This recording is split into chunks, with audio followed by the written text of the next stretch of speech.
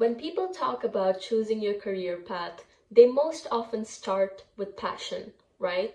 What do you love the most? What excites you the most? What could you do for the rest of your life? And although those questions sound nice, they are quite literally the reason why most of us feel stuck.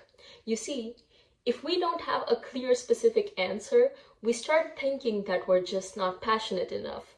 But here's the thing, feeling lost doesn't necessarily mean that you lack direction.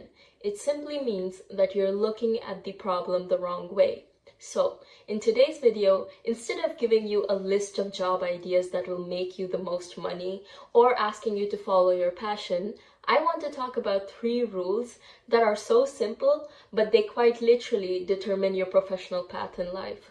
So let's get into it. Rule number 1, start with what you're good at and run with it.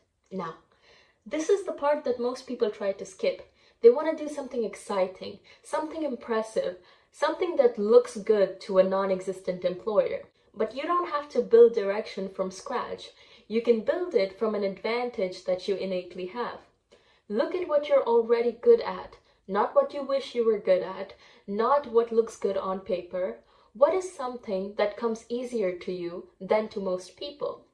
Now that you've identified the skill, I want you to run with it.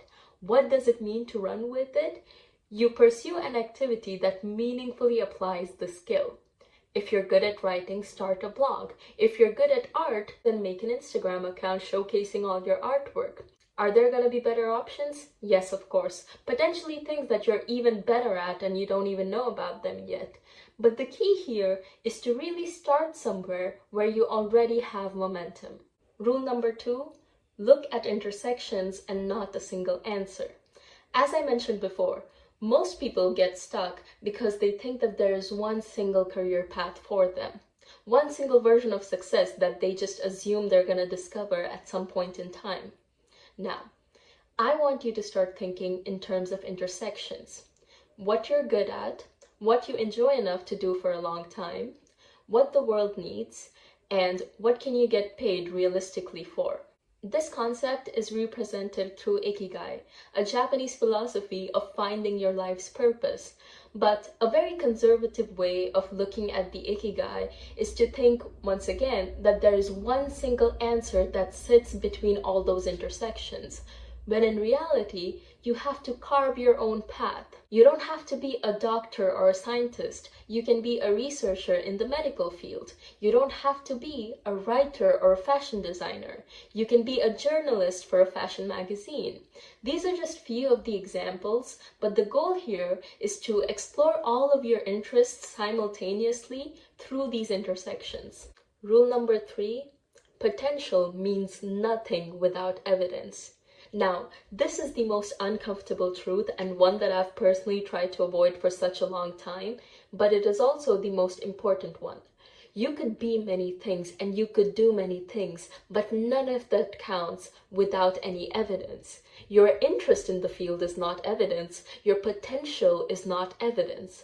Evidence are projects, courses, certificates, internships, and most importantly, a portfolio. If you don't know what a portfolio is, it is essentially a compilation of all of your work that you've done throughout the years, anything that you want to showcase to a potential employer or a client to convince them of your expertise.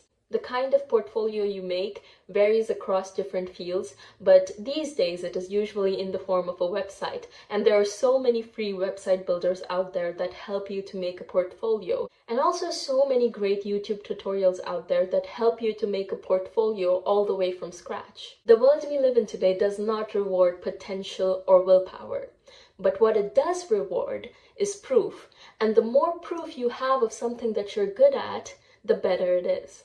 That is it for today's video, and remember, if you get lost in a forest, you have 3 options. 1, you can start running around in all different directions hoping to find a road. 2, you can sit around and wait for help that might never come. And 3, you can find a single familiar trail and follow it until you see a road. That is it for today's video. Thank you so much for watching, and I'll see you in the next one. Bye-bye.